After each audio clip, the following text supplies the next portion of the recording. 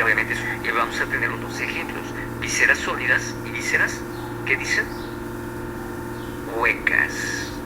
Ya tenemos entonces las dos situaciones: sólidas y aquellos que no están sólidas y que son consideradas como que tubos. ¿Qué órganos tenemos entonces en la región supramesocólica? Pues vamos al lado derecho, y el primer órgano que vamos a encontrar va a ser el hígado. Luego, en el centro, ¿qué órgano tenemos en el centro de ese espacio peritoneal? El estómago. Y luego, del lado izquierdo, ¿qué órgano tenemos del lado izquierdo? El vaso. Ahora, entre ese colon y ese estómago hay un espacio. Si ustedes lo recuerdan, ¿qué organito tenemos en ese espacio? ¿El qué? El páncreas. Bien, para ello tenemos que recordar una situación nada grata, cual es, dice, considerar un modelo anatómico. ¿Quién hizo la literatura de la anatomía? Generalmente no mexicanos. O si hubo mexicanos anatomistas, doctores, díganlo. Le pongo, dice que lo diga. ¿Cómo? ¿No? No quisieron ganarse 10, doctor. ¿Ya ven cómo son? Tienen otro minuto de oportunidad. Anatomista mexicano. ¿El doctor Quiroz? Ya tiene de chaparrita. Muy bien. ¿Cómo le llamaban el burro Quiroz? No lo conocí. Ya se había muerto cuando yo estudié en la Facultad de Medicina. ¿Ven? Así le llamaban, y tienen una estatua de en esas partes de la facultad en donde supuestamente dio clases. No aprendía anatomía el señor, dicen. Tan no aprendía que se dedicó al 100% a estudiar la anatomía e hizo sus libros. Bueno, pero ¿por qué hablo de esos libros? ¿Cuáles son los más importantes y considerados los europeos? El Testin. ¿De dónde era el señor Testin? O el doctor Testin, anatomista francés. Por eso es que mucha de la medicina que practicamos es medicina francesa. Bueno, ese señor que hizo tomar un modelo anatómico, como son los europeos: altos, ¿qué más? Blancos, ¿qué más? Dicen fornidos. Por lo tanto, entonces consideraban ese modelo anatómico una persona de ¿cuánto? Unos 70 metros de estatura con 70 kilogramos de peso. ¿Por qué es necesario de que recordemos todo esto? Porque le vamos a dar un tamaño a esas vísceras. Hasta pónganle 1970, cómo se consideraba al mexicano. Y había una comparación con otros países. ¿Cuáles son? Los orientales, los japoneses principalmente, y los chinos. ¿Cómo eran los chinos? Personitas no más de unos 65 el varón y unos 55 la mujer, muy similar a la raza mexicana. Entonces el mexicano era unos 65 el varón y unos 55 la mujer, y entrábamos en disputa con nuestra maestra de anatomía, que le decíamos: es que no cumplimos con el requisito, doctora. Pues yo soy chiquito y la mayoría del grupo es chiquito. No medimos más de 1,67 cuando mucho. Volteaba hacia mí, siempre de mal agrado hacia mí, y me decía así: recto, ya lo sé, no necesitas decírmelo. Y me gritaba. Entonces, ¿qué es la verdad, doctora? Entonces, ¿por qué vamos a tener que tomar un modelo anatómico europeo si no es nuestra realidad? Y llegó el momento en donde yo creo que la cansé y me dijo: bueno, ya basta, ¿no? Vamos a tomar ese modelo anatómico nada más porque yo lo dije. ¿Estás de acuerdo? Pues ya que dije, me quedé callado, ¿no? Bueno, entonces tenemos ese modelo anatómico a considerar, que ahora ustedes por la mayoría no son de 1,65 y de 1,55. Ya cumplen con el requisito internacional de estatura. Bien, ¿Qué pasa entonces? ¿Cuánto va a medir ese higadito? Dice una longitud laterolateral, una longitud cefalocaudal y una ¿qué? Anteroposterior. Siempre va a haber un más o menos de un 10%, recuérdenlo. Entonces, ¿qué dice el anterolateral? 22, ¿sí? 12 cefalocaudal y 8 centímetros de espesor. ¿Bien? Ya tenemos entonces nuestro tamaño de ese higadito. Ahora en el centro, que tenemos el estómago, decíamos, y ese estómago podemos decir cuál es su tamaño. Sí lo podemos decir, pero entramos en un conflicto muy grande.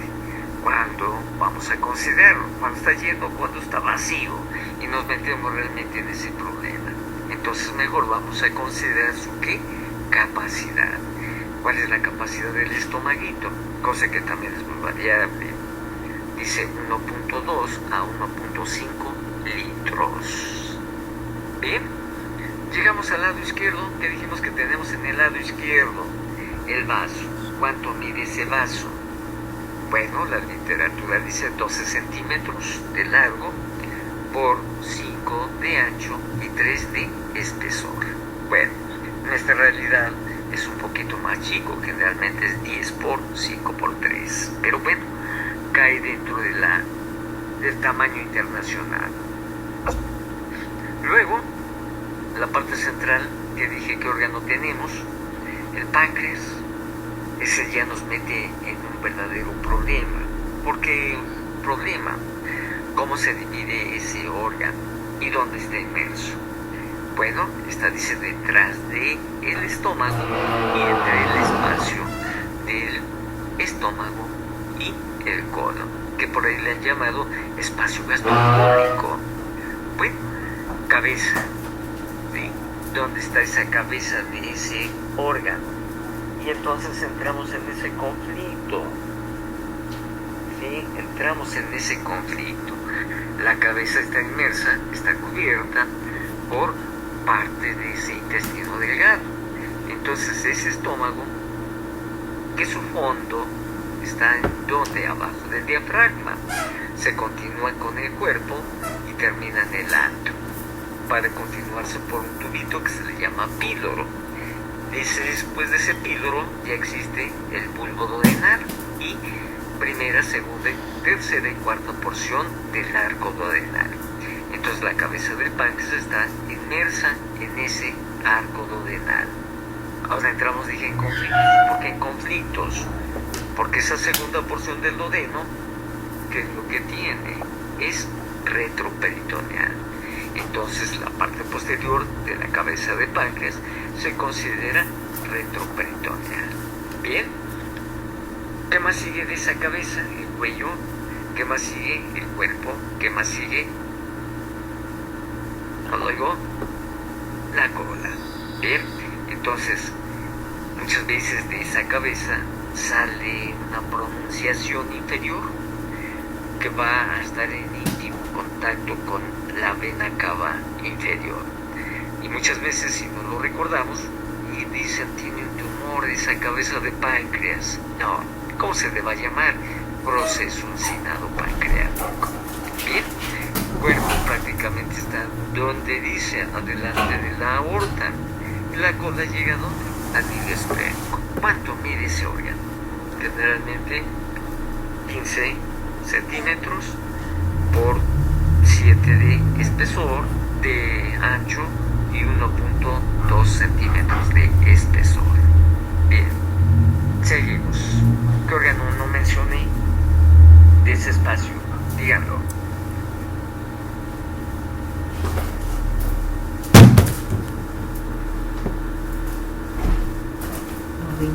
A muchos, cualquiera que diga cuál es el órgano que no mencioné.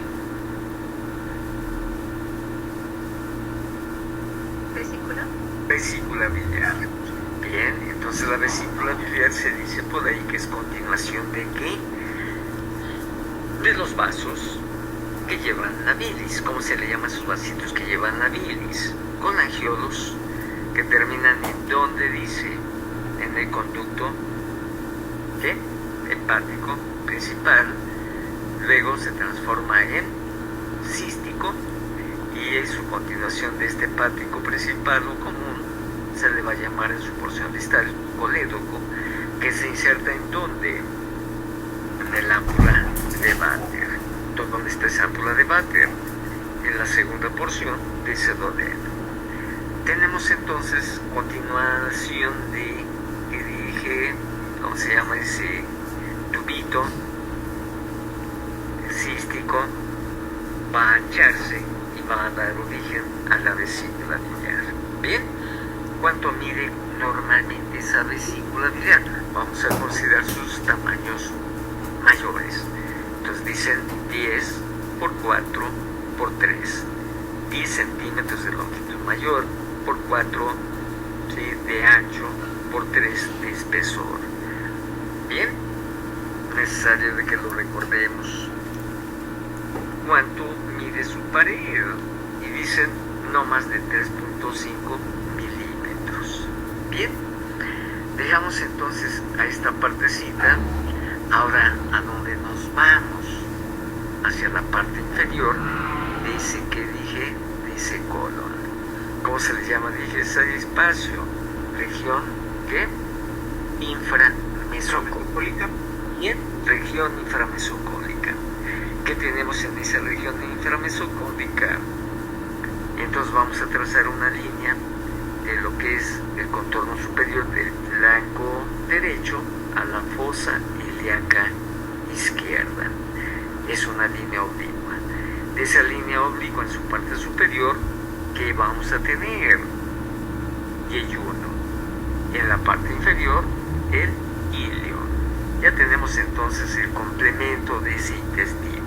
Bien. Recordamos nada más de que está hecho este tubo digestivo. ¿Qué dice el estómago? De la unión esófago-gástrica hacia arriba, que dije que era fondo gástrico. El mismo Testí hace una mención así media catastrófica, en donde dice: estamos invertidos en nuestra literatura, ya que realmente el fondo gástrico debería de considerarse la parte distal, es decir, lo que consideramos el antro, pero alguien lo describió mal y lo considera el fondo hacia arriba, lo cual tiene razón, ¿no? Pero bueno, se sigue utilizando de esa misma forma, fondo de la unión esófago-gástrica hacia la parte infradiafragmática. ¿Cómo son esos, ahora cómo le vamos a llamar, pliegues? Son arrugados, ¿sí? Arrugados, pero conservan una, dice, bastante lisura, es decir, están lisos y bonitos. De esa unión esófago-gástrica hasta el píloro ya son lineales, y entonces podemos considerar el espesor de estos pliegues. Vamos a tener, dice, mis respetos para un gran señor, gastroenterólogo mexicano, el doctor Villalobos.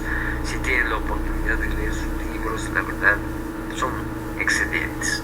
Entonces nos habla, porque hizo mucha endoscopia, y como tal, que era gastroenterólogo, lo manejó excelentemente el tubo digestivo.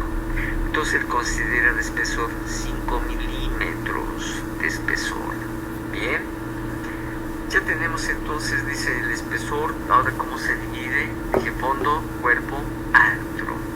Ahora, hacia la parte media se le llama, ¿qué? Curvatura menor, y la parte lateral del lado izquierdo, la curvatura mayor. Por lo tanto, de vecinos en la curvatura menor, ¿qué es lo que tiene? El hígado, y en la curvatura mayor al vaso, los cuales, si crece el hígado, si crece el vaso, que van a generar en el estómago que se haga tubular, o se van a manifestar, se van a imprimir en ese estómago. Bien, ya llegamos entonces hacia el píloro, que es el píloro, un canalito que mide aproximadamente 5 milímetros de longitud y tiene una apertura de casi 1 centímetro. Se continúa ese píloro con, ¿qué dijimos? El bulbo duodenal. Ese bulbo duodenal es liso, ¿sí? Liso completamente. Se va a continuar con parte de la primera porción. Realmente el bulbo y ese trocito va a ser la primera porción. ¿Hacia dónde está? Dice, hacia la derecha, y hacia arriba. luego la parte vertical, que va a ser la segunda porción, la parte horizontal, la tercera, y oblicua, la parte de la cuarta porción duodenal. ¿Dónde termina el duodeno? Dicen, en el dichoso ligamento de ¿qué? De Treist, o ángulo de Treist, como quieran decirle. Bueno, desde la segunda porción de ese duodeno, todo el tubo, hasta la unión de la válvula ileocecal, ¿cómo se le llama a este espacio? Valvulitas, válvulas conniventes o anillos de Krenke.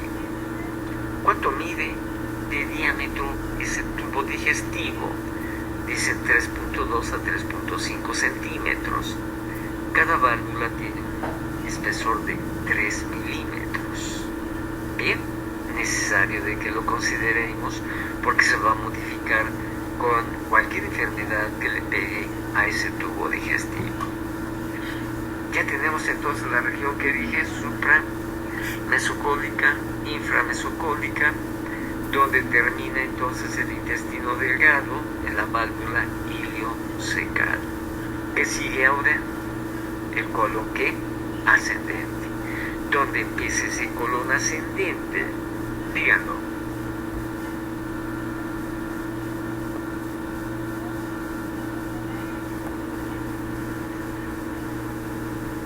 Muchos que no piensan, todos deben de estar muchos de acuerdo.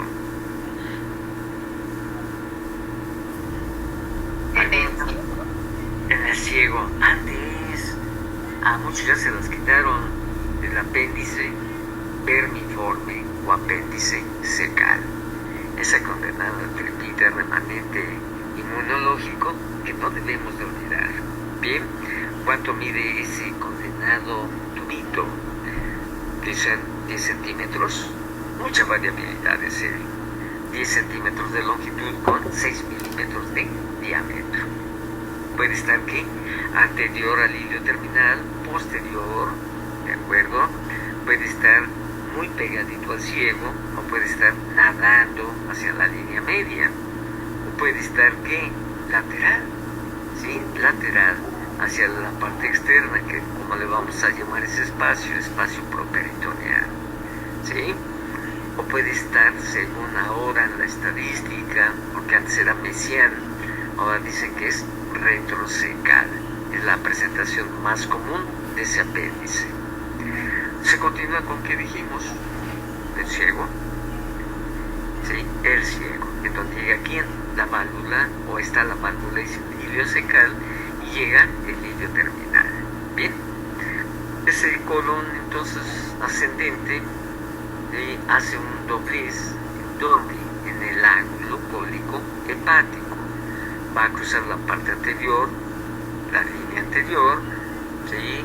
Para formar, que dije, la división del espacio supra e inframesocólico, y llega donde, al vaso, para formar el ángulo cólico esplénico. Y ahora va a ser el colon descendente.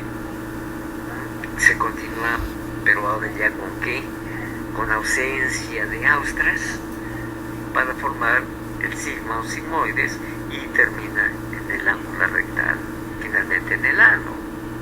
Bien, ya tenemos entonces el espacio ¿qué? Peritoneal, considerando vísceras que huecas, pero ahora organitos que están ocupando también ese peritoneo. ¿Qué organitos están ocupando ese peritoneo? Bien, la vejiga. Esa vejiga en su parte superior hace un doblez, dicen receso, ese peritoneo cubriendo la parte superior de esa vejiga. Si es mujercita, ¿qué le encontramos atrás de esa vejiga? El útero, ¿sí? Que está cubierto por peritoneo, y luego este útero va a dividir a esa parte que le llamamos pelvis en dos, en una porción anterior y en una porción posterior, a través de ¿qué? Sus ligamentos. Bueno, ¿dónde están entonces los ovarios? Atrás, dicen, en las fosas posteriores, que están cubiertos también por peritoneo. Bien, qué fácil, queda claro. Recordamos entonces ahora la vejiga, esa vejiga urinaria, ¿Tendrá tamaño o no tendrá tamaño?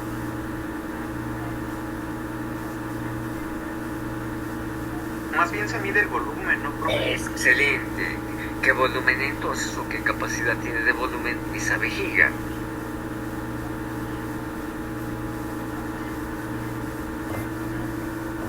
¿300 y 500 mililitros? No, 300, dejémoslo en 300, ¿sí? Hay gente que llega a tener mucho más. Se los paso el costo. Por ahí he visto 2 incidentes en mi vida como médico, no de médicos titulados, de internos, que desgraciadamente muchas veces obedecen nada más y se les olvidó realmente la capacidad vesical. Una vejiga retencionista de 1.7 litros. ¿Qué pasó? La vaciaron en una forma rápida. ¿Y qué le pasa a esa vejiga si la vaciamos rápida? Se necrosa, se desprende la mucosa, sangra tanto que hay que meterse, operar y sacarlo. Entonces imagínense ustedes la tragedia para el paciente, queda claro. Entonces por eso lo dejamos en 300 mililitros. Bien, ya tenemos entonces, dice que la vejiga, el útero. ¿Cuánto va a medir ese útero? Dicen 7.5 por 5 por 3.5. Bien, dicen es una que perita. Luego a cada lado están los ligamentos. ¿Qué ligamentos? El ligamento redondo, el tubo ovárico, ¿sí? Ligamento ancho. ¿Qué más? Por eso se divide esa pelvis en dos, anterior y posterior. Y llega finalmente uniendo la parte del cuerpo del útero a los ovarios con la dichosa tuba uterina o llamadas trompas de quién? De falopio. Trompas de falopio. Bien. Llegamos a los ovarios y esos ovarios son los maldosos de la vida. ¿Cuánto miden?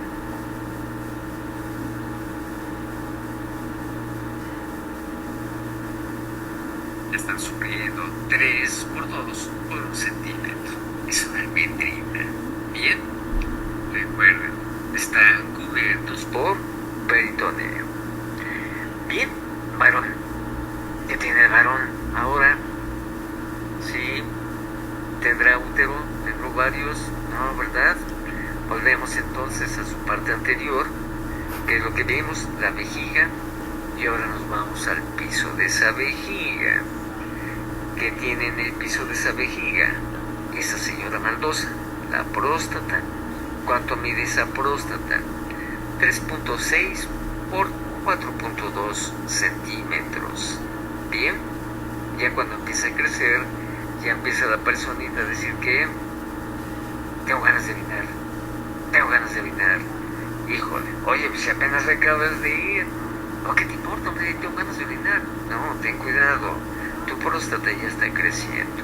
Y al estar ocupando un espacio importante, pues con poquita orina siente la necesidad de evacuación.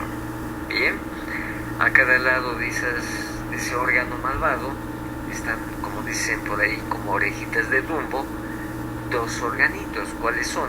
Las vesículas seminales. Bien, dejamos entonces, vean, el espacio peritoneal. 2 espacios importantes. ¿Cuáles son? Tanto en el varón como en la mujer. Atrás del recto. ¿Cómo se le va a llamar ese espacio atrás del recto? Utilizamos el huesote. ¿Qué hueso? ¿Cuál? ¿El qué? Sí, dilo. No, el hueso pélvico, pero ¿cómo se le llama? Sacroicoxis. Entonces, ¿cómo le vamos a llamar? Espacio presacro. Ese espacio presacro muchas veces es doloroso, pero no porque esté la alteración ahí, o puede estar la alteración ahí. ¿Por qué puede alterarse? No, pues es de las personitas que trabajan mucho, se cayó de sentón. ¿Qué le pasó? Dije al varón y a la mujer, de acuerdo. Se lastimó ese coxis, se rompió las últimas vértebras. ¿Y qué generó ahora? Que cuando va a defecar te duela. Bien, pero eso va a ser una lesión in situ. Cuando no es in situ, viene entonces la molestia desde la parte superior. ¿Cómo se le va a llamar a la molestia de los huesos a nivel de las lumbares, de las vértebras lumbares? O torácicas, ¿por qué no? Como dicen, tengo una ¿qué? Lumbalgia. ¿Por qué tiene lumbalgia? Ah, porque tiene un esguince muscular, porque tiene ¿qué? Una listesis, porque tiene ¿qué? Osteofitos, porque tiene osteoartrosis degenerativa, porque tiene artritis reumatoide, cualquiera de este tipo de molestias. Y entonces, ¿cómo le vamos a llamar? Dice, ¿cómo le llamarían, doctores?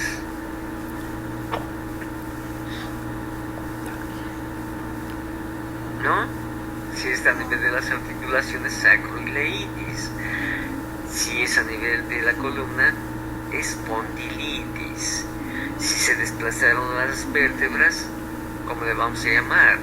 Listesis. ¿Queda claro? Entonces, ¿qué dice?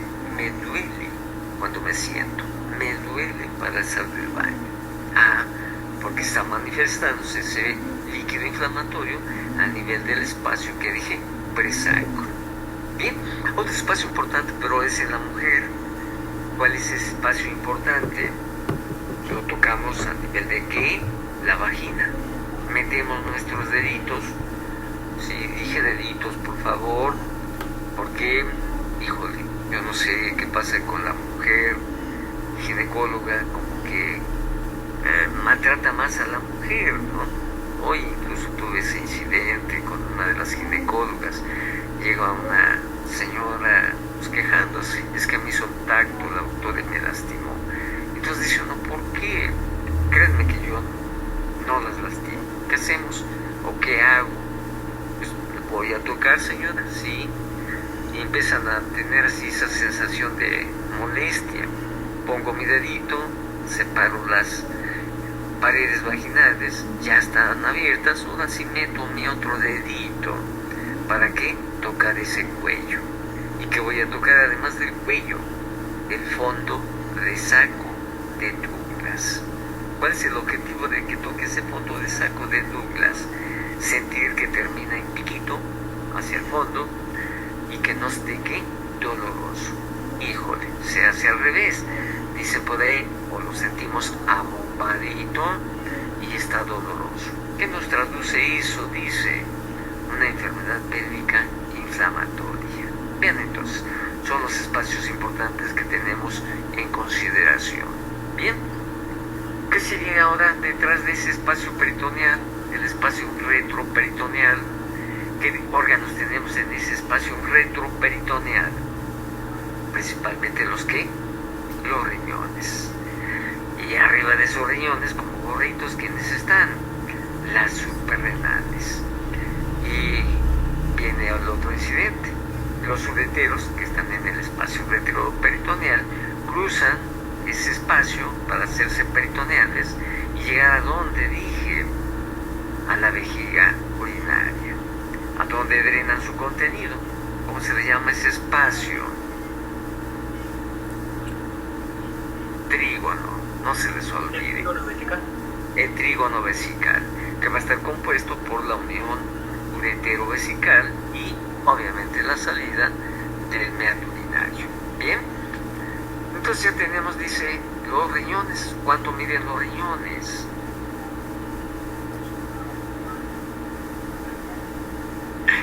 Híjole, ¿cómo les está costando? 12 por 5 por 6, un poquito más grandes que el vaso. Bien, las cápsulas suprarrenales, ¿cuánto medirán? Generalmente son así como gorritos y miden 4 de tamaño mayor por escasamente 6 milímetros de espesor. Es decir, son muy delgaditas. Por eso es que muchas veces para observarlas hay que hacer mucha amplificación cuando están normales. Bien, ya tenemos entonces el espacio peritoneal, retroperitoneal, parte del último. ¿Cuál va a ser el último? el compartimiento de los músculos psoas. ¿Sí? Ese compartimiento de los músculos psoas es importantísimo porque se van a manifestar con su borramiento por algún proceso neoplásico o por algún proceso de qué tipo inflamatorio. Bien, vean entonces. Entonces, ¿desde dónde empezamos? Dice, desde la piel. Continuamos dividiéndolo, espacio peritoneal, espacio retroperitoneal y finalmente el compartimiento de los músculos psoas. Bien, ¿qué vamos a estudiar a estas porciones de nuestro cuerpo? Volvemos otra vez. Forma, tamaño y contenido de sus órganos. Forma, tamaño y contenido. Bien, ¿queda claro? Sí. ¿Qué vamos a buscarle entonces? Dice, primero, si está normal o está con alguna patología estos organitos. Vamos a verle entonces su forma, tamaño y contenido. ¿Qué densidades vamos a buscar? Las 4 densidades que en tórax o 5 densidades, dependiendo si hay un accesorio. ¿Cuáles son esas densidades? Empezamos por lo negativo, que vamos a platicar si nos da tiempo de ver tomografía, que entramos olores, como le llaman ahora, vamos a meter un contraste negativo y meten el agua se ve blanca y sin embargo le llaman contraste negativo. Bueno, detallitos de eso. Bien, entonces vamos a ver de esa forma, tamaño y contenido. ¿Cómo vamos a estudiar ese abdomen? Entonces dije, con placa simple de abdomen en 2 proyecciones. ¿Cuáles van a ser esas 2 proyecciones? En decúbito dorsal, que se va a tomar a 1 metro de distancia, y en expiración, que le digo a la pacientito o al pacientito, mete mucho aire, sácalo, no respires. Y ahora le vamos a tomar otra radiografía complementaria. ¿Cuál va a ser? En bipedestación. En bipedestación, ¿para qué va a ser? Principalmente para buscar ¿qué? Rotura de vísceras huecas. Si se rompe una víscera hueca, se va a salir ¿qué contenido? Aire. ¿Dónde lo vamos a buscar? En el espacio subdiafragmático. ¿Dónde más lo vamos a buscar? Dice, cuando está, dice, recién puesto de pie en la parte central de esa cavidad abdominal, a nivel del E3, que es la parte más anterior de ese abdomen, que prácticamente va a ser el espacio infraumbilical, un poquito menos. Entonces, para eso nos sirve ¿qué? La radiografía en bipedestación. ¿Para qué más nos sirve? Para analizar la peristalsis. Si esa peristalsis es normal o si está alterada. ¿Por qué se puede alterar esa peristalsis? Porque tiene diarrea, va a aumentar, porque tiene, ¿qué más? Dicen, un incidente de ¿qué? Diarrea crónica. ¿Por qué tiene diarrea crónica? Nos vamos a un síndrome fácil y sencillo, síndrome de mala absorción. No contando a quienes, las personitas especiales. ¿Cuáles son? Dije especiales para no meterme en problemas.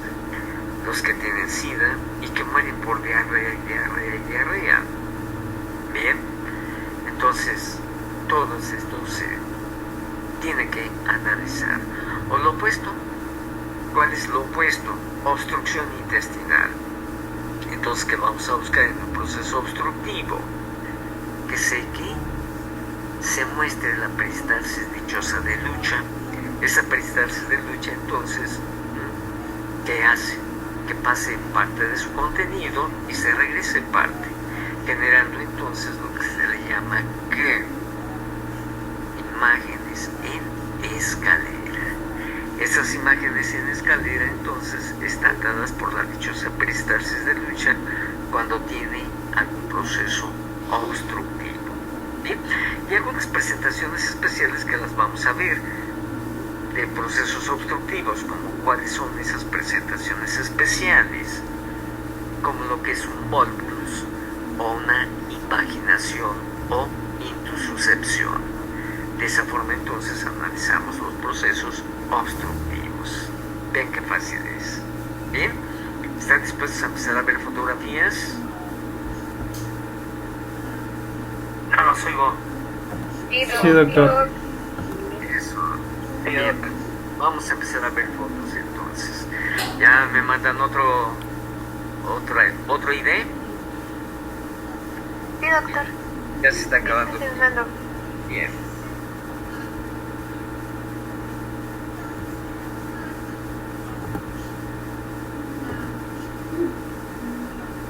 Ver fotos.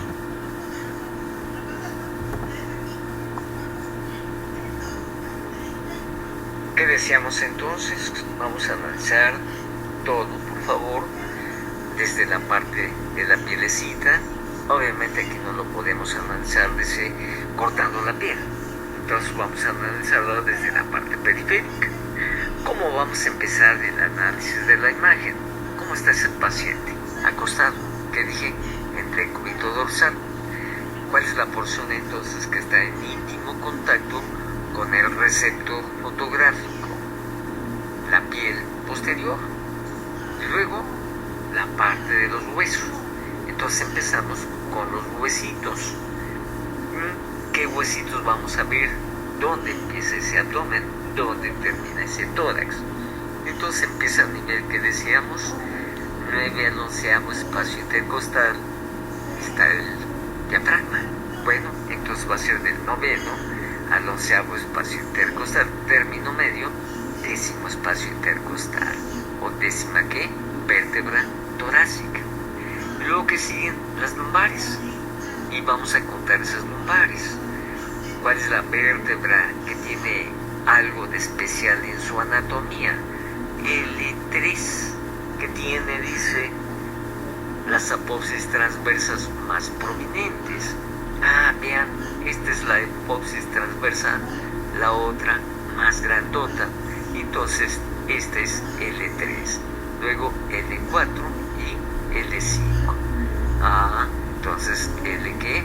2 y L1. Vean qué fácil. ¿Qué le vamos a estudiar? Su forma es de un ¿qué?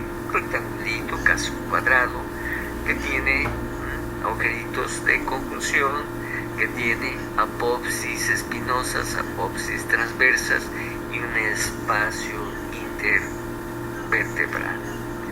Bueno, ¿qué podemos encontrar de variantes en esto? Que esto, que es el E5, se introduzca al sacro. ¿Cómo le vamos a llamar entonces? Sacralización del E5. O al revés, que C1 se pronuncie hacia la región lumbar. ¿Cómo le vamos a llamar ahora? Lumbarización de C1. Y nos va a dar entonces que dice, tiene nada más 4 vértebras lumbares. No, lo que tiene es sacralización del E5. Oh, no, tiene 6 vértebras lumbares. No, lo que tiene es que lumbarización de S1. Bien, luego analizamos su densidad, que se vean bastante blanquitos y homogéneos. Analizamos ahora cuál dice el sacro. A este es el sacro, que tiene la unión del sacro con este hueso sacro ilíaco, dice. Entonces, ¿cómo se le llama esta articulación? Sacro ilíaca. Vemos este triangulito que es el sacro. ¿Qué significa sacro? Significa sagrado. ¿Y por qué le llaman sagrado a ese hueso? Si consideramos a ese ser maravilloso que es la mujer, bueno, que tiene en esa pelvis entonces la bondad de la naturaleza, la bondad de este personaje llamado mujer, la procreación de la vida. Y entonces dicen algunos que por ese motivo le llamaron sacro a este hueso, pero por ahí dicen otros que eso no es una realidad. La realidad es que cuando se rompe este hueso, tanto en el hombre como en la mujer, lo puede llevar a la muerte. ¿Por qué? Al fracturarse puede sangrar más de 2 litros, que de darle un choque hipovolémico y morir esa persona. Bueno, es más creíble, porque tanto el varón como la mujer lo podemos padecer. Luego, finalmente, estos huesitos finales, que son, ¿cómo se le llama? coxis, que van a apuntar ¿a dónde? A esta unión de estos dos huesos, como se le llama, sínfisis del pubis. Entonces, esta sínfisis del pubis, que está formada por dos huesotes que parecen un antifaz, un ojo y otro ojo, ¿cómo se le llama este hueso? Isquion. Entonces, el isquion, ¿sí?, que va a formar parte de qué? De esta cavidad que se le llama acetábulo, en forma bilateral, el acetábulo, que es receptor de quién? La cabeza del fémur, que va a formar el cuello y el trocánter mayor, y acá abajo el trocánter menor. Bien, debemos de ver de esta forma a estos huesitos, se ven normales. Luego, que sigue en la parte anterior de esos huesitos, dijimos el compartimiento de los músculos psoas. Ahí están estos psoas, vean qué bonita se ve esta raya que se continúa, y aquí, ¿sí?, desaparece. Del otro lado igual volvemos a ver estas rayitas, que es el psoas derecho y psoas izquierdo, que en sí son dos psoas mayor y psoas menor. Bueno, un compartimiento de los psoas. Que sigue adelante el espacio retroperitoneal. ¿Qué órganos dijimos que tenemos en ese espacio retroperitoneal? Los riñones. Ahí vemos, vean, bonito, dormidotes encima de los psoas, el riñón del lado izquierdo. Muy tenuemente se ve el riñón del lado derecho. Ahí está el riñón derecho, riñón izquierdo. Luego buscamos la división de ese otro espacio. ¿Cuál es esa otra división? Dijimos el colon, que va a dividir el espacio peritoneal. Vemos un poquito de gas, esto es el colon ascendente, llega al ángulo cólico hepático, vemos parte de, estas son austras de este colon, llega al ángulo esplénico y aquí desapareció. ¿Nos preocupa? No. ¿Qué vemos ahora en la parte superior de este colon? Una bolsita negra. Esa bolsita negra, ¿qué es? El estómago. Bien, tenemos entonces el estómago. ¿Vemos el vaso? No lo vemos. ¿Vemos el hígado? Sí lo vemos. Ahí está el hígadito. Miren qué bonito se ve este hígadito. Bien. ¿Dónde está, dice entonces, este hígadito? Aquí. Vean cómo cruza y se imprime en la cavidad gástrica. Bien. Vemos la parte lateral ahora, que dijimos el espacio properitoneal. Ese espacio properitoneal en sí debemos de ver esta parte, 7 líneas. ¿Cuáles van a ser esas 7 líneas? La piel, ¿sí? O al otro, el espacio graso, o al otro, el oblicuo mayor, el oblicuo menor, ¿sí?, el transversalis, y esta línea, que va a ser el peritoneo parietal, formando un espacio, y el peritoneo visceral. ¿Cómo se llama, dijimos, de este espacio? Espacio properitoneal. Se continúa hacia arriba, una línea negra, ven qué bonita, y llega lateral al hígado. ¿Cómo le llamamos a este nivel? Gotiera o corredera parietocónica. Bien, la vemos tanto del lado derecho como del lado izquierdo. Esta es una radiografía normal. Empezamos entonces por eso, por lo normal. Continuamos. Con la otra imagen pudieron haberme dicho: no vemos nada de lo que estás diciendo, Guati. Pudieron haberme dicho, en serio. Y con esto yo les digo, ahora se los demuestro que si vemos lo que ya dijimos en la otra. Bien, ¿qué más nos dan de análisis? La fotografía, la edad de esa personita. ¿Qué edad tendría esa personita que vimos anteriormente? Más de, ¿qué dicen? Más de 18 años. ¿Y menos de qué? Menos de 40. Ahora, ¿qué edad tendrá esta personita que estamos viendo? Faltó hacer un análisis. porque quiero que vean la diferencia entre la pelvis que vimos hace un ratito y esta pelvis. Vean entonces, que dije D12, D11, L1, L2, L3, L4, L5, sacro, coxis. Bien, a isquion, que tiene este espacio, porque se ve separado.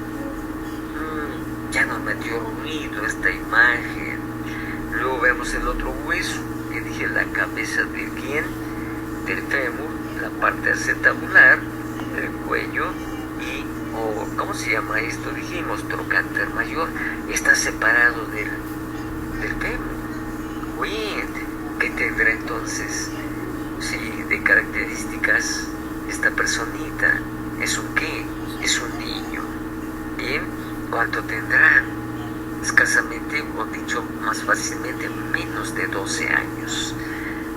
Lo conocí, lo atendí, tenía 9 años. A diferencia de la otra personita que ya es una persona añosa. Ahora quiero que vean la pelvis, por favor. Una pelvis redondita, es una pelvis de mujer. ¿Cómo le llamamos a esa pelvis de mujer? Ginecoide. Vean ahora una pelvis fea, ¿sí? Que si le ponemos aquí un ojito, la cabeza de un qué, de un mono, y entonces ¿cómo le llamaríamos a esa pelvis? ¿Pelvis qué? De mono. ¿Cómo le llamamos? Antropoide. ¿Queda claro? Entonces ginecoide, antropoide. Bien, ¿qué otra pelvis? La del varón. ¿Cómo le vamos a llamar la pelvis del varón? Androide. Y la variante compartida, ¿cuál va a ser? La de Plato. 4 nada más mencionamos para no dar tanta variabilidad. Entonces, mujer, ginecoide, varón, androide, de mono, que ahí la están viendo, ¿sí? Antropoide. Y la de platito, que va a ser, dice, como tanto el varón como la mujer vamos a tener las pompitas planas, una pelvis apachurradita, por eso da la pelvis de Plato o platipedoide. Y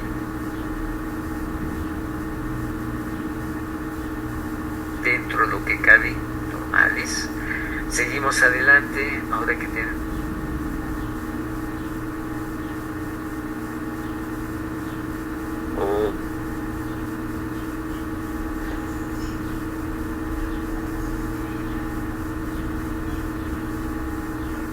izquierdo, ahí está el psoas derecho, ¿sí? Bien, ahora que sigue adelante, el espacio retroperitoneal.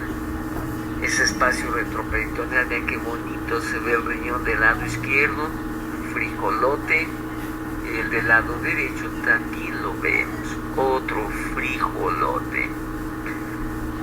Bien, ¿sí me oyen? Porque me dice que el internet está fluctuante. Bueno. Sí, se escucha. Bien. Ok, entonces tenemos nuestros riñoncitos. Dependiendo de la talla del paciente, dijimos que va a ser su tamaño.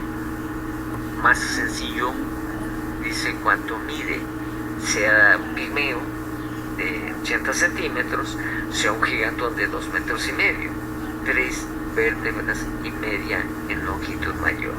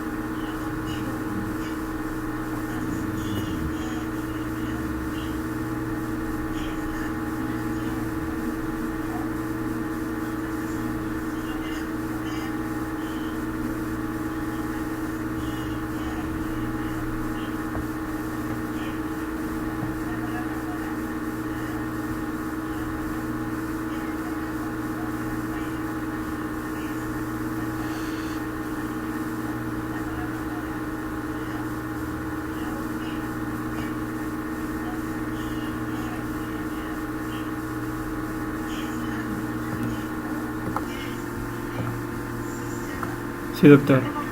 Pero me está sacando este internet muy feo, discúlpenme. Bueno, continuamos entonces. ¿Qué pasa entonces? Dice, ya tenemos, dice, nuestra división del abdomen, analizamos cada una de sus partecitas y esta es una radiografía normal, por favor, no se desolvide. Seguimos ahora con algo sencillo y bonito. Empezamos otra vez con los huesitos. Esta es de una chiquitina un poquito especial. Como dicen, llegaba y me pegaba, me daba, dice, un golpe y se echaba a correr. Entonces la mamá le decía, tranquilízate, hija, estate en paz. Y me decía, es mi papá. No, yo que voy a ser tu papá. Díganle que sí para que no le pegue, me decía la señora. ¿Ven? Porque llegó con nosotros. Volvemos ahora a las densidades. ¿Qué densidades estamos viendo? Y se ve borrosa la imagen. ¿Por qué se verá borrosa? Porque realmente era un poco difícil el manejo de esta chiquitina. Ven ustedes los huesitos, a pesar de que se movía como un gusanillo, alcanzamos a tomarle bien. Luego vemos su pelvis. En esta pelvis de mujer, redondita, o cómo está dividida esta cabeza del fémur. Tiene 3 divisiones. El trocánter está separado. 4 años tenía esta niña. Bueno, ¿qué hace mami cuando tiene 4 años una chiquitina o su chiquitín? ¿Qué es lo que le interesa a mami, no? Su telenovela, o está echando cotorreo con la vecina, o con algún familiar que llegó a visitarla, y el bebé pasa a segundo término. No quiere que le dé lata. ¿Qué hacen? Tontamente. No es un caso que he visto muchos casos de estos. Le dan el monedero. ¿Y qué hace el niño o la niña? Lo abre, juega con las monedas, y ¿qué hacen los niños? Todos se llevan a la boca. Se traga la moneda. Empieza, dice la señora, a ahogarse, empieza a toser y a vomitar. Se pregunta qué hizo. Pues no entendía por qué estaba haciendo eso la niña. Ve el monedero, ve las monedas afuera y piensa que se tragó una moneda. Se tranquiliza la niña, vive cerca de Ticomán, todavía vive por ahí. Cerca del mercado había un consultorio que era pediatra del hospital de Ticomán. Entonces la lleva ahí, no encuentra al pediatra, encuentra a su ayudante, interno al pregrado, y le dice que la atiende. Se la atiende. Entonces, como decimos, híjole, no aprende este internito lo que debiera de hacer. Ya le dijo la señora que factiblemente se traga una moneda, que lo medica a ese bebé, este personaje. Que lo que hace, dice, le da una medicina que tenemos aquí remanente, le da metronidazol más de yodo hidroxiquinoleína. ¿Y qué dice entonces? Con esto va a evacuar la moneda más rápidamente. ¿Será cierto? Entonces decimos que no es la onda del compañerito. Al otro día la lleva al hospital y pues ¿qué hacen los de urgencias, no? Pues tómale una placa simple de abdomen. Esta es ya de las últimas días en donde no evacuó la moneda. Entonces la primera estaba en el estómago, esa monedita. ¿Y qué decía la señora? ¿Algo que vomite? No, para nada. Solita la moneda va a salir. Casi diario quería que le tomáramos una radiografía para ver dónde estaba la moneda. Desgraciadamente se tardó un poquito, casi 7 días en evaluarla. Bien, entonces vean las 5 densidades, por favor. ¿Cuál dijimos? Agüita, sí, blanco, negro, gas, gris, grasa, más blanco, calcio, y mucho más blanco, metal. Las 5 densidades. Cuerpo extraño ingerida por esa bebecita. Seguimos. Ahora pasamos a algo que aparentemente no tiene nada. Es una pancita de un ¿qué? Recién nacido.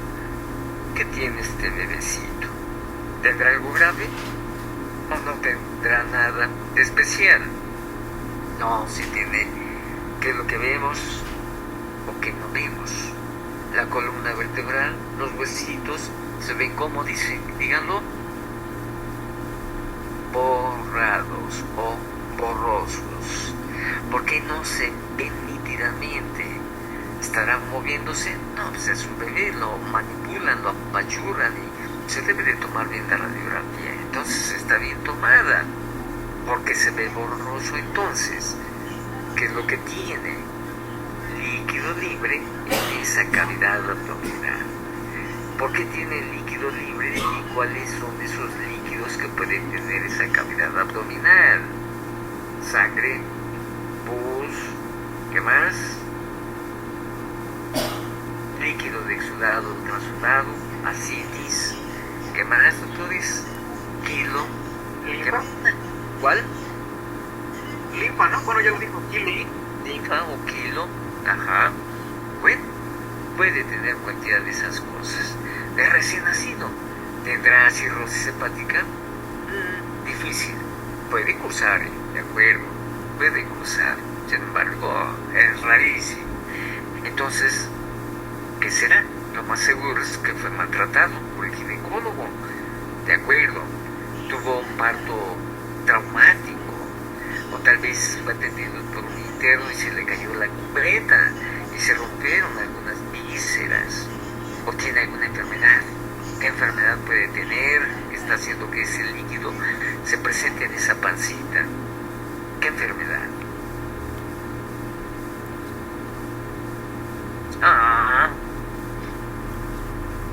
¿No? La eritroblastosis fetal. ¿Qué es la eritroblastosis fetal? Dice, cuando hay amor no se fijan la realidad, dice, de que mamá es RH o la novia es RH negativo y el varón es RH positivo, conciben y que generan tal vez este incidente que dije, eritroblastosis fetal, que en el primer embarazo no pasa nada, va a acontecerse la alteración en el segundo embarazo y lo considero iatrogenia de atención. ¿Por qué? Bueno, pues la indicación dice luego del mayor que está junto a uno enseñándole, dale a la pincita, ¿sí?, de anillos, enrédale el cordoncito umbilical, de esa forma se desprende más rápido la placenta, dicen. ¿Cierto o falso? Falso. 2, pasa la sangre del bebé a quién, a la mamá, y ¿qué va a pasar con esa sangre? La va a sensibilizar. Entonces, ¿qué es así? Una iatrogenia. No debemos de hacer eso, debemos dejar de que salga esa placenta y ese amio solito. Debemos de proteger, si le hicimos un corte inferior a esa vagina, de la sangre de ese bebé. ¿Cómo se le llama esa cortadita que le hacemos? Episiotomía, para que salga más fácilmente ese bebé. Entonces puede ser que dije eritroblastosis fetal, bien, o puede ser mal manejo en el trasparto, que no lo voy a mencionar aquí. Bien, ¿qué pasa entonces? Se traumatizó y se rompió, ¿qué víscera? Lo más común es que se rompa las suprarrenales, generando ¿qué? Sangrado peritoneal. ¿Cómo le vamos a llamar esta imagen entonces? Imagen en vidrio despulido o deslustrado. Bien, igual a qué, ascitis, igual a qué, dicho más fácilmente, líquido libre y cavidad. Bien, seguimos. Nos quedan 4 minutos, a ver si nos da tiempo. Y si no, pues nos echamos otros 40 si ustedes lo permiten.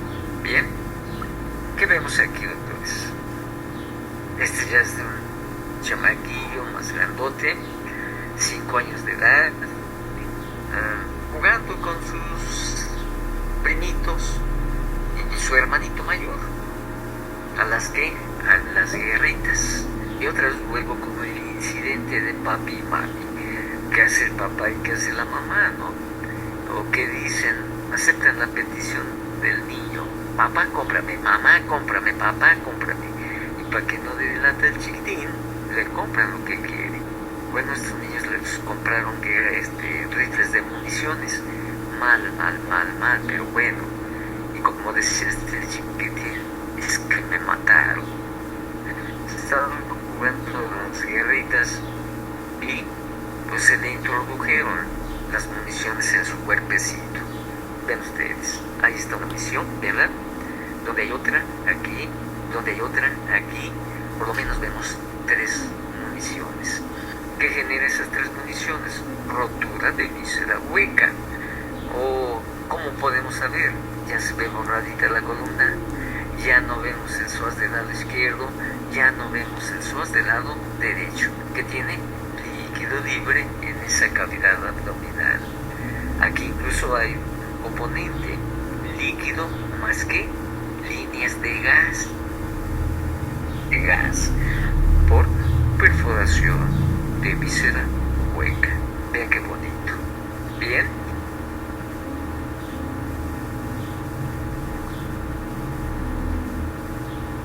Pasamos a estas cosas que, como dicen algunos, es que no tienen importancia porque es algo que puede tratar cualquier médico. ¿Cierto o falso? No, cierto. Sin embargo, la repercusión en la salud de los personajes enfermos no es nada grato. ¿Sí? Este es una chiquitina, una niña que me la mandan de provincia.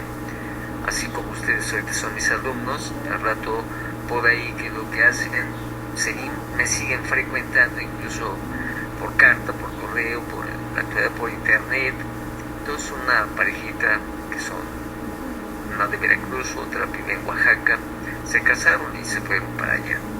Otra vive aquí en El Oro, en el Estado de México, y me siguen mandando a sus pacientes. Bueno, esta es una pacientita que me la mandan con diagnóstico de linfoma, porque le palpan hepato y esplenomegalia. Bueno, yo la recibo con mucho gusto, pero ¿qué hago?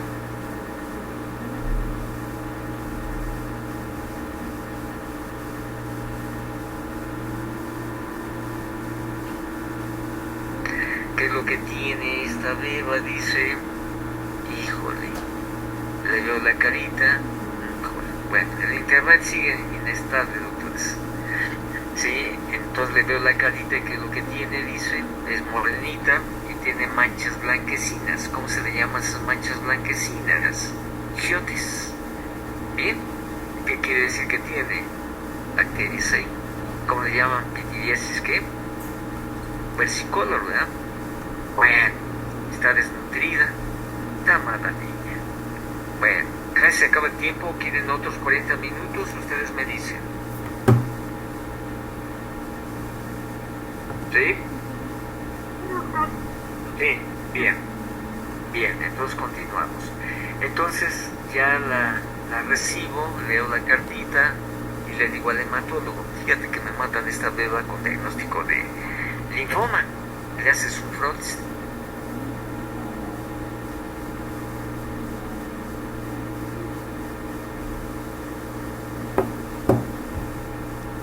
Ya me mandan esta bebita, le pido al hematólogo que le haga su frotis y pues seguí analizándola. Le palpo, le percuto de las chiquitinas cooperadoras. Bueno, decido hacer el ultrasonido, le encuentro la hepatomegalia. Veanlo por favor, ahí está la hepatomegalia. ¿Dónde debe de llegar el hígado? Dijimos, no lo dijimos, en el último arco costal. Aquí está siendo rebasado ese arco costal, llega hasta donde, la mitad del flanco derecho, que tiene entonces hepatomegalia. El estómago se ve distendido, con gasecito, no vemos esplenomegalia. ¿Qué vemos entonces? El colon ascendente, ¿sí? El colon transverso, ángulo cólico esplénico, y ya no desciende, pero vemos algo de gas acá abajo y también en el ámpula rectal. ¿Qué más vemos? Los psoas están siendo casi borrados, no se ven. ¿Cómo se le llama, dijimos, esa imagen? ¿Imagen de qué? Vidrio despolido. Vidrio despolido. ¿Qué tiene entonces esta bebita? ¿Agua? Líquido libre en cavidad abdominal. Bien. 5 años de edad, vamos a tener que pensar en síndromes raros, como cuáles, enfermedades de atesoramiento, cuáles son Horler, Hunter, San Filipo, todas esas vaciladas. ¿Sí? Vamos a pensar en lo sofisticado, que quede claro, por favor, apréndanse. Algunos de los compañeritos de ahí de la escuela, que es lo que luego dicen, que a mí no me agrada. Pero ¿para qué nos aprendemos eso? Es rarísimo. Pues sí, amigo, es rarísimo. ¿Será rarísimo o no sabemos verlo? Generalmente, mejor dicho, no sabemos verlo. Y pues se nos va el diagnóstico. Entonces, que no nos pase eso, queda claro. Leerlos y aprendérselos. Bueno, pensamos en eso, pero nos fijamos en algo que tiene esta nena hacia lo que es el flanco derecho, abajo del hígado. ¿Qué dijimos? ¿Esto qué sería? Intestino grueso y parte de intestino delgado. ¿Qué es lo que tiene? Parecen hilos blancos. ¿Por qué los podemos ver? Porque están contrastando con el gas en su periferia. ¿Qué será esto, doctores? Sí, dígalo. Parásitos. Excelente, doctora. ¿Qué parásitos? Una tenia. No, no. Son tubulares. Recuerda que la tenia es plana y larga y no se enrosca. Está larga a todo lo que da ese intestino. Ajá, ¿para qué? Para que ya cuando madura, parte de qué? De su cola, se van desprendiendo, porque ya maduraron y eliminan sus huevecillos. Está así larga. Esta no, es haciendo un conglomerado. ¿Cuál es lo más común que padecemos en nuestro medio? Ascaris lumbricoides. Ascaris lumbricoides. Bien. ¿Dónde se encuentran las ascaris? Comúnmente dicen en el tubo a nivel de su luz, o bien adheridas a la pared, o hacen estos conglomerados generando ¿qué síndrome? Síndrome de oclusión parcial. Todo lo que se come la nena, que por si es muy renuentes a comer a esa edad, no quieren y tenemos que darles chucherías para que coman, ¿sí? Entonces no quieren comer, no comen, y lo poquito que llegan a comer se lo comen los bichos. Entonces, ¿qué es lo que tiene? Desnutrición. ¿Recuerdan la desnutrición cómo se clasifica? Están gordos. ¿Están gordos? No, están hinchados. ¿Cómo se le llama eso? Kwashiorkor. O lo opuesto. ¿Qué dicen? Por los pellejos no se le cae lo que tiene dentro. ¿Cómo se le llama eso? Marasmo. ¿Bien? Bien. Entonces, ¿qué están generando estos bichitos? Síndrome de mala absorción. Ya tenemos entonces el diagnóstico. Tiene lo que me mandaron los doctores. ¿Tiene un linfoma? No. Lo que tiene es una parasitosis. Ya le digo a la señora, estoy esperando nada más el reporte del hematólogo porque lo involucré por el diagnóstico que trae. No, sí, doctor, aquí esperamos, me dijo. Bueno, ya me entregué el reporte encontró una eosinofilia espantosa. Como dice, pareciera ser, ¿qué? Una leucemia eosinofílica. Pero no, mira la placa, tiene bichos, me dijo, sí. Entonces, ¿qué pasa cuando empezamos a ingerir los huevecillos de los parásitos? Eso, se elevan los eosinófilos, viven los parásitos en uno, siguen elevados los eosinófilos. Ya tenemos entonces nuestro diagnóstico de tratamiento, evacuó 386 lombrices. Entonces vean ustedes lo que en ocasiones nos genera eso. Se comen los nutrientes, este hígado crece, ¿por qué? Trabaja más, produciendo o tratando de producir nutrientes, y que genera, si no hay nutrientes, hipoproteinemia, que genera esa hipoproteinemia que se vaya en la agüita a la cavidad abdominal. cambiando lo sencillo, pero que sí es importante tenerlo en consideración. Bien, pasamos ahora a otras cositas bonitas, cosas que en la literatura pues lo hemos aprendido y que luego decimos, esto no es cierto. Pero bien, ¿qué dicen la imagen de la doble burbuja o la imagen de la triple burbuja? ¿A qué nos referimos? Ahí está este bebecito, que tiene este bebecito, una burbuja de gas, otra burbuja y otra burbuja. Dicen la imagen de las tres burbujas, yo dije no, son cuatro. Ay, Maceda, ¿dónde está la otra? Acá, una pequeña burbujita, ahí está la colita de la flecha. ¿Qué dice la literatura? La imagen de la doble burbuja es obstrucción a nivel de donde. La imagen de la triple burbuja es obstrucción a nivel de ¿qué? Yeyuno. Bueno, y la realidad es que no. ¿Qué es lo que tenemos aquí entonces? Una obstrucción a nivel del duodeno. Este es el fondo, este es el antro con gas, este es el bulbo duodenal y pasa un poquito de gas a la segunda porción del duodeno y ya no contiene. Bien, por eso vamos a recordar en forma sutil y rápida la embriología del tubo digestivo.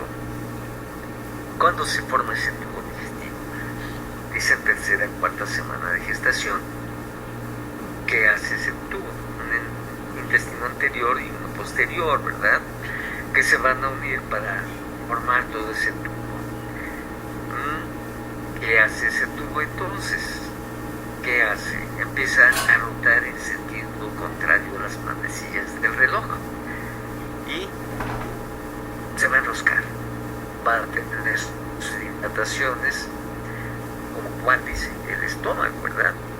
Pero dice, no quiero, es caprichoso, no, porque me voy a ir hacia la izquierda, todos lo hacen hacia la izquierda, yo quiero irme a la derecha. Y si se va hacia la derecha, tenemos el primer incidente. ¿Qué alteración vamos a encontrar si ese tubo digestivo se fue a la derecha?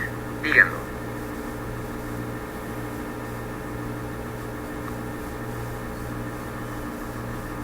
¿Cómo? Uncitos inversos, ¿de acuerdo? Uncitos inversos. El hígado va a estar a la izquierda, el vaso va a estar a la derecha, el estómago va a estar a la derecha, ¿sí? El duodeno va a estar a la izquierda.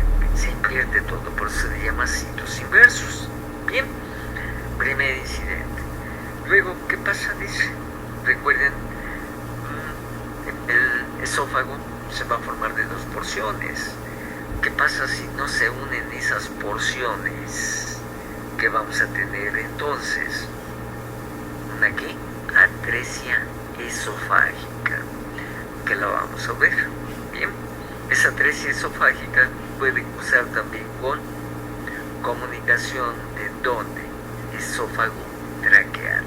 Entonces vamos a tener atresia esofágica con fístula, ¿sí? Esófago traqueal. ¿Qué más? Vamos a buscarle, doctores. ¿Qué más? Llega o deja de ser tubo, se llena de células. ¿Cuándo se vuelve a fenestrar ese tubo? En la octava semana. Bien, pero puede fenestrarse parcialmente, quedando tapado. ¿Cuál? Sobre todo el duodeno. ¿Sí? Sobre todo el duodeno. ¿Cómo le vamos a llamar entonces? Atresia duodenal. Bien, ¿qué pasa ahora? Salen las yemitas de quién, del hígado, salen las yemitas de quién, del páncreas. Si no se forma el hígado, ¿qué va a pasar con ese bebé? ¿Qué va a ser entre la que dice cuarta y quinta semana? No se formó el hígado, ¿qué va a pasar? Se aborta, es incompatible con la vida. Bueno, pero también el páncreas se está formando y se forma de dos anillos o dos esbozos. Y esos dos esbozos se pueden unir generando una obstrucción de ese duodeno. ¿Cómo se le va a llamar? Páncreas anular.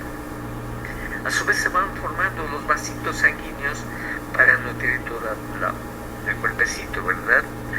¿Qué parte nos interesa?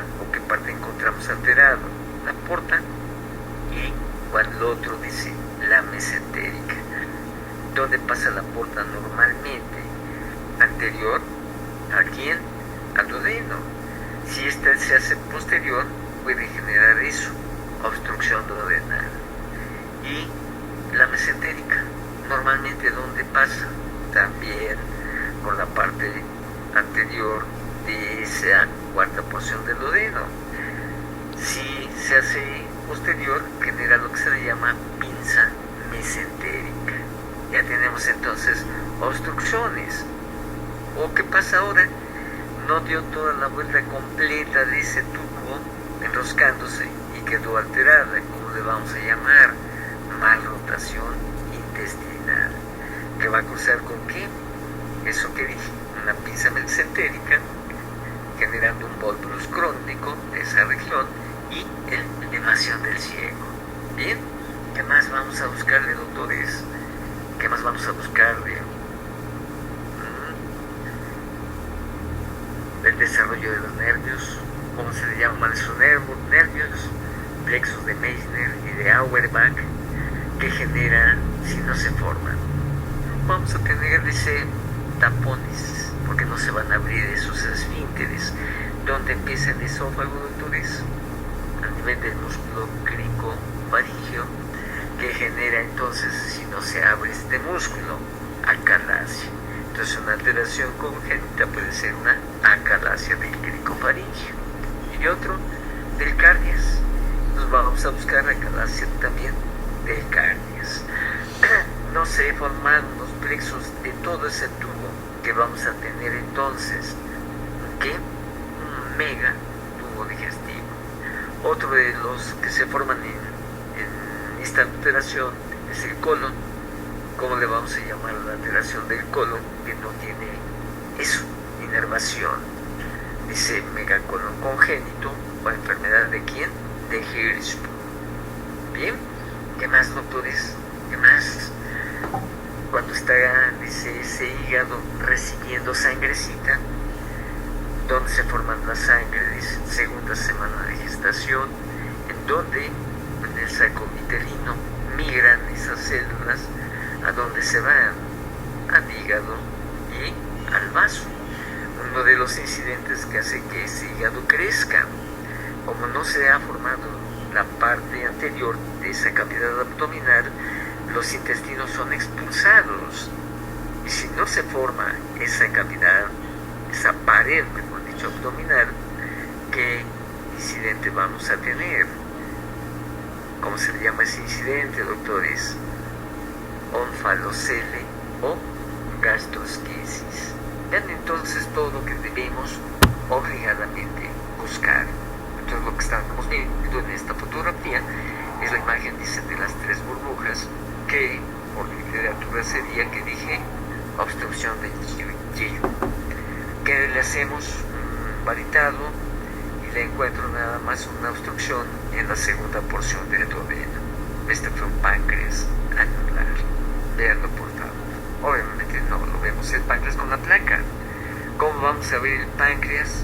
Con ultrasonido, ¿no? Con alta definición. Bien, seguimos. Ahí está. Que tiene, dice, el estómago, el cuerno, la forma de cuerno, vean, ¿sí? El fondo, cuerpo, epílogo, y este es el bulbo duodenal. ¿Qué dijimos que pasa aquí? ¿Qué vasito? La porta. Bueno, esta fue una porta anterior. Ya tenemos la imagen, ya tenemos la placa simple de abdomen, ya ese bebé que lo que hace, come y que dicen vomita. ¿Qué dice la abuela? Si es de las condenadas viejas sabiondas, tu chamaco va a engordar mucho, por eso está echando la leche. Y yo luego les digo, puede ser que no engorde mucho, al contrario, va a enflacar porque a lo mejor tiene una alteración de su pancita. Como contestan luego las malvadas viejitas, ¿no? Su lengua se haga chicharrón, doctor, va a ver que va a engordar y terminamos operándonos, ¿no? Bueno, esas son de las situaciones. Entonces, ¿qué vamos a buscar? Páncreas anular. ¿Qué vamos a buscar? Porta anterior, que vamos a buscar, ¿sí? Atresia duodenal. Bien, seguimos. Otro bebecito, ya está grande, bueno, no tan grande, pasa de casi el mes, todavía considerado como recién nacido. Recuerde que a los 30 días es un ¿qué? Recién nacido todavía. ¿Qué vemos entonces en la parte superior? El estómago, la bolsita, el cuerno amigo. Luego se continúa cerca, vean, y aquí hace un moñito, vean, un corbatín de moño. ¿Por qué tiene ese corbatín de moño? Que decíamos, tiene un ¿qué? Volvulus parcial, ¿sí? Volvulus parcial. Entonces, atro se daría la vuelta, sería el arco duodenal, esta sería la tercera porción, y la cuarta, que está generándose volvulus crónico. Luego continuamos el análisis de este intestino. Vean qué bonito, y llegamos a la fosa ilíaca derecha, y aquí vemos cómo asciende esta tripa, se dilata y se mete aquí. ¿Qué es esto? ¿El qué? El ciego. ¿Qué me permite decir que es el ciego? Esto, la colita de la flecha, vean, una tripita delgadita. ¿Qué es esa tripita delgadita? El apéndice secal o apéndice vermiforme. ¿Qué es entonces esto? El ilio que llegó a dónde? Válvula iliocecal. Entonces este es el colon ascendente. ¿Dónde dijimos que debe de estar ese condenado ciego? Debe de estar acá abajo, en la fosa ilíaca derecha, donde está prácticamente, ¿en dónde? Flanco derecho, que tiene entonces dos situaciones: elevación del ciego al flanco derecho y un volvulus crónico. ¿Cómo dijimos que se llama esto? Mal rotación intestinal. Veanlo por favor. Espero que no se les olvide, lo tengan para sus otros semestres presente. Bien. Dejamos eso, ahora pasamos a estas cosas también, que es nuestra obligación incluso de analizarlas y verlas durante el embarazo. Desde que fui residente tuve esa suspicacia, no tan solo de ver ese diámetro biparietal, longitud femoral, perímetro cefálico, perímetro abdominal, peso del producto, y ya que se vaya. No. Me gusta analizarlo todo para ver si no tiene alguna alteración. Pero bueno, en ese entonces tenía una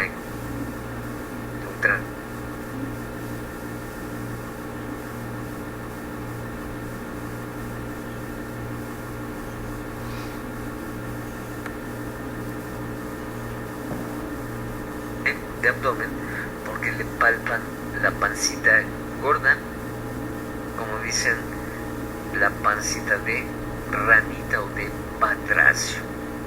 La palpa un excelente pediatra que ya desgraciadamente falleció, ¿no? Dice: Maceda, por favor, puedes ver este RN, que le veo la pancita con agua tal vez. No, le tomamos su placa, le digo, no, tiene un ¿qué? Un tumor. No, le digo, del hígado. ¿Cómo está ese hígado? Este es el lóbulo derecho. ¿Qué hizo ahora? Un giro y hace una bolita. ¿Qué hace esta bolita? Comprime al estómago. Ahí está el estómago. Lo hizo tubular. Y luego del lado izquierdo vemos esto. ¿Qué es esto? El vaso. Que tiene entonces un tumor dependiente de qué? Del hígado. Ahora recordemos, por favor, por literatura, que tumores son más frecuentes reportados en la literatura. Dicen que son de retroperitoneo, y de este retroperitoneo lo más común son los lipomas y cualquiera de sus componentes. Luego las alteraciones del riñón, tumor de quién, de Wills. ¿Qué más? Quistes renales, quistes simples, riñón poliquístico, ¿sí? Y los tumores neurogénicos como última instancia. Pero aquí tenemos el dato. ¿Cuál es el dato? La compresión de la curvatura menor por este proceso tumoral. Entonces qué fácil es. Es un tumor hepático que está comprimiendo el estómago. ¿Cómo le llamamos a los tumores de los bebés? ¿Cómo se llaman esos tumores? Blastos o blastomas. Entonces, ¿cómo le vamos a llamar? Un hepatoblastoma. Le hace un ultrasonido de Arturo Montaño y dice efectivamente es un hepatoblastoma. Bueno, en ese entonces ahora ya no lo hago, pero entonces ya quedábamos un diagnóstico interesante. Seguía yo hasta donde se fuese ese bebé a operarse. Lo operaron allá en el hospital de Montezuma, que era el centro quirúrgico de los hospitales de la Ciudad de México. En ese entonces la Cruz Verde. Bueno, hasta ahí fui. Soy fulano de tal, presentándome, se les manda un bebecito de estas características. Me veían y me decían, ¿tanto interés, doctor? Sí, quiero saber qué fue definitivamente. Soy trabajador externo del cuerpo. Ustedes son cirujanos, dicen la última palabra, y el patólogo dice la última palabra. Sí me interesa saber qué fue. Ya sabes, cirujano. Muy interesante. Pero así, está de hepatoblastoma. Perfecto. ¿Cómo está el bebé? Ahí está, vean, está vivito y coleando. Entonces, vean ustedes, tenemos que hacer ese análisis del proceso que estamos viendo y obviamente de los órganos vecinos para hacer un diagnóstico. Seguimos. ¿Qué vemos ahora? Dice, híjole, ¿será algo parecido? ¿Por qué menciono eso? Que tenemos otra vez hepatomegalia. Esta es la cresta ilíaca, este es el colon, y vean cómo este colon está rechazado hacia abajo. ¿Y qué hizo aquí? Un círculo, ¿sí? Un círculo. Podría ser también, como en el caso anterior, un tumor hepático. Pero ¿qué dato de especial tenemos y que no es un tumor hepático? ¿Quién lo dice? Está en el tórax. ¿Qué tiene el tórax?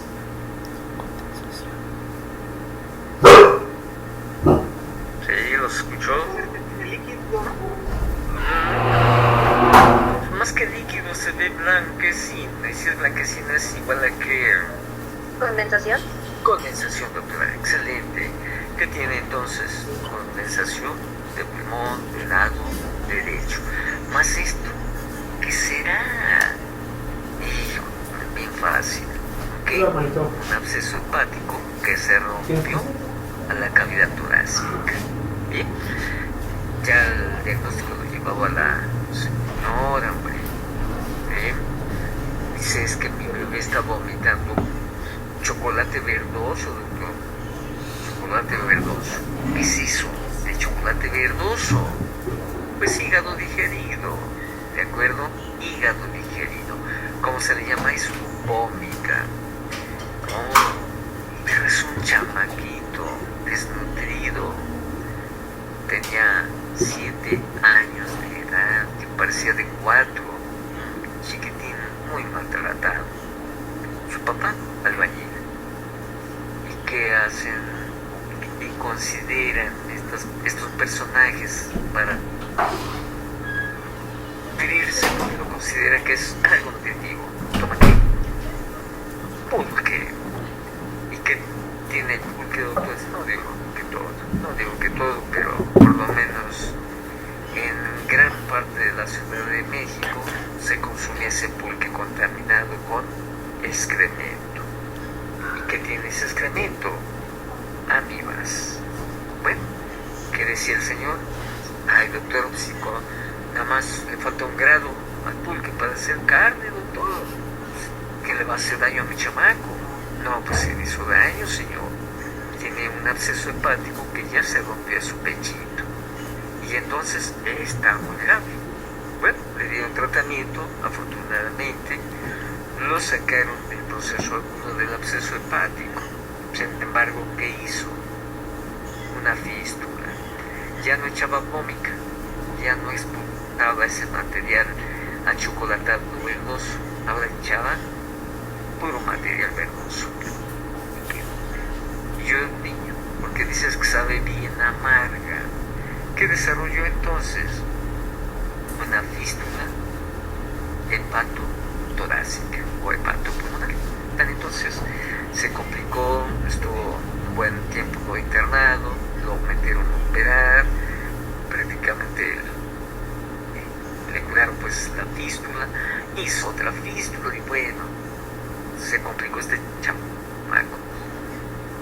Antes existía una institución que nos echaba la mano con los nutrimentos de los pacientes, era la dichosa Cruz Blanca, y entonces se levantó para allá y decía, porque me tocó escucharlo con el médico que lo regresaba, pues lo atendían allá y regresaba al hospital.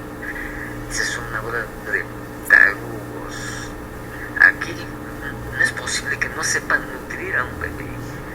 Hijo, volteó hacia mí y dice, ahorita que me di cuenta, dice, discúlpame doctor, pero es que es la verdad, yo no te digo nada, yo soy radióloga, y a mí ni me metes en tus líos.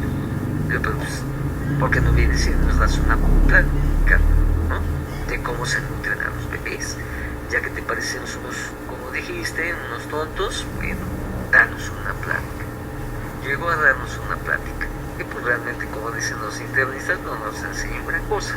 Pero bueno, entonces vean, hepatomegalia, un pseudotumor, que puede ser eso, un tumor, puede ser un absceso, ¿de acuerdo? Y su condensación a nivel del espacio pulmonar derecho. Seguimos. Entramos en la faceta de las citis, pero más específicas, el que le da el alimento al cirujano, los padecimientos o los órganos. ¿Cuáles son esos dos órganos? La vesícula biliar y el apéndice. Bien, ¿qué es el apendicitis? ¿Qué dicen? Una isquemia de esa parte intestinal. ¿Por qué se isquemiza? ¿Por qué tiene isquemia ese intestino? Pero recordamos qué tipo de órgano es. Dicen que es un órgano linfoide remanente. Por ahí lo comparan con la bolsa de Fabricio de las aves. ¿Qué hace esa bolsa de Fabricio de las aves? ¿Qué elementos produce? Linfocitos B. Bueno, ya tenemos entonces el antecedente de linfocitos B, pero ya no tiene linfocitos B, pero quedó como órgano linfoide. Cualquier cosita que llegue lo puede que inflamar. Y si lo inflama, ¿qué genera? Que los vacilos que le dan comida se adelgacen. ¿Y qué genera con esto? Isquemia. Entonces tenemos la fase inicial, que es la isquémica, que va a generar edema, que puede generar, ¿qué más? ¿Sí? Necrosis. Y fácilmente llegan quienes, las bacterias, la invaden y puede generar, ¿qué más ahora? Perforación. Antes de pus, pues, y luego perforación. ¿Queda claro? Bueno, ¿qué genera entonces cuando está inflamada? ¿Dónde se manifiesta este órgano primariamente? Dicen en el espacio periumbilical. Les duele alrededor del ombligo. ¿Y qué más tienen? Un poquito de calentura, 37,6, 37,8. ¿Qué más tienen? Diarrea. Llega con cualquiera de nosotros y que le decimos, tienes una gastroenteritis probablemente infecciosa, siendo que factiblemente sea una apendicitis. Bien, ¿qué pasa entonces? Lo medicamos y regresa después y que dice, doctor, no me hicieron nada sus medicinas, sigo peor. Bueno, nos armamos y le decimos, te vamos a hacer un ultrasonido y te vamos a hacer, ¿qué?